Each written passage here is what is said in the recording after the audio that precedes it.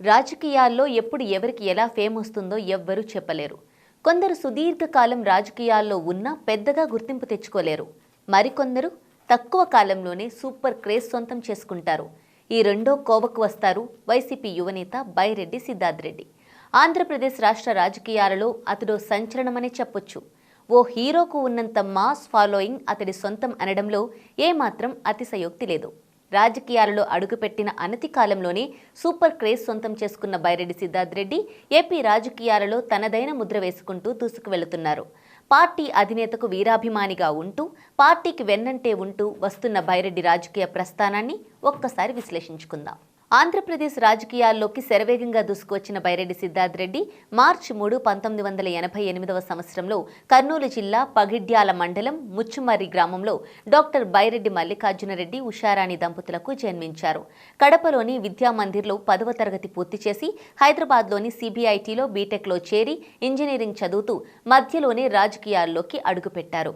రాజకీయ కుటుంబానికి చెందిన బైరెడ్డికి చిన్నప్పటి నుంచే రాజకీయాలంటే మక్కువ. బైరెడ్డి సిద్ధార్థ్ రెడ్డి తాత బైరెడ్డి శేషశయనారెడ్డి ఆంధ్రప్రదేశ్ మాజీ మంత్రిగా పనిచేశారు. సిద్ధార్థ్ రెడ్డి తన కుటుంబ రాజకీయ వారసత్వాన్ని కొనసాగిస్తూ రాజకీయ ప్రయాణం మొదలుపెట్టారు. అయితే తనకంటూ ప్రత్యేక రీతిలో ముందుకు సాగారు. ముఖ్యంగా కర్నూలు జిల్లా రాజకీయ ఆధిపత్య పోరు ఆయన్ని చిన్న వయస్సులోనే రాటుదేలేలా చేసింది. ప్రత్యర్థులపై ఎలా పైచేయి సాధించాలో నేర్పింది. చిన్న వయస్సులోనే జైలుకు వెళ్లి రావడం ఆయన్ని దృఢంగా మార్చాయి.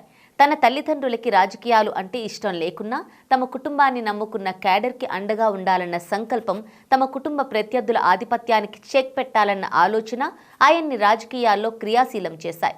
తన కుటుంబం, తనని నమ్ముకున్న వారు టీడీపీలో ఉండటంతో వారికి న్యాయం చేయాలని టీడీపీ అధిష్టానం వద్దకు వెళ్లినా అక్కడ సానుకూల స్పందన లేకపోవడం, అదే సమయంలో వైసీపీ అధినేత చూపిన ఆదరణ సిద్ధార్థ్ రెడ్డిని వైసీపీ వైపు నడిపించాయి. జగన్ తన పట్ల చూపిన ప్రేమకు ముగ్ధుడై జీవితాంతం అతని నాయకత్వంలోనే పనిచేయాలని భావించి వైసీపీలోకి అడుగుపెట్టారు. 2019 ఎన్నికల ముందు వైఎస్ జగన్మోహన్ రెడ్డి సమక్షంలో వైఎస్ఆర్ కాంగ్రెస్ పార్టీలో చేరి నందికొట్కూరు నియోజకవర్గం ఇన్ఛార్జిగా పనిచేసి 2019లో జరిగిన అసెంబ్లీ ఎన్నికల్లో నందికొట్కూరులో వైసీపీ అభ్యర్థి గెలుపులో కీలక పాత్ర పోషించారు.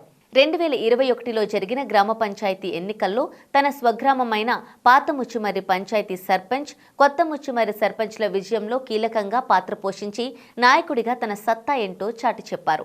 మాస్ ఫాలోయింగ్ అత్యధికంగా ఉన్న యువ లీడర్లలో ఒకరిగా దూసుకుపోతున్న బైరెడ్డి పవర్ఫుల్ పంచ్ డైలాగ్స్తో ప్రత్యేక క్రేజ్ అందుకున్నారు. అన్నింటికంటే సీఎం జగన్మోహన్ రెడ్డి అంటే ప్రత్యేక అభిమానం ఉన్న నేతగా వైసీపీలో గుర్తింపు పొందారు. అంతేకాదు, బైరెడ్డిపై వైసీపీ అధినేత జగన్కు కూడా అంతే అభిమానం ఉంది. అందుకే ఆయనకు శాప్ చైర్మన్ పదవి బాధ్యతలు అప్పగించారు. చిన్న వయస్సులోనే పదవి అందుకున్న నేతగా గుర్తింపు సొంతం చేసుకున్నారు. పార్టీలో చేరిన అనతి కాలంలోనే అధినేత జగన్కు ఎంతో దగ్గరైన సిద్ధార్థ్ వైసీపీ యువనేతగా దూసుకుపోతున్నారు. సొంత పార్టీలోనే ప్రత్యర్థులతో ఢీ కొడుతున్నారు. యువ లీడర్గా సోషల్ మీడియాలో క్రేజ్ ఉన్న సిద్ధార్థ్ రెడ్డికి హోదా పెరగడంతో నియోజకవర్గంలో తిరుగు లేకుండా పోయింది. కానీ సార్వత్రిక ఎన్నికల తర్వాత జరిగిన ప్రతి ఎన్నికల్లోనూ అనుచరులకు టికెట్లు ఇప్పించుకోవడంలో బైరెడ్డి కొన్ని ఇబ్బందులు ఎదుర్కొన్నారు.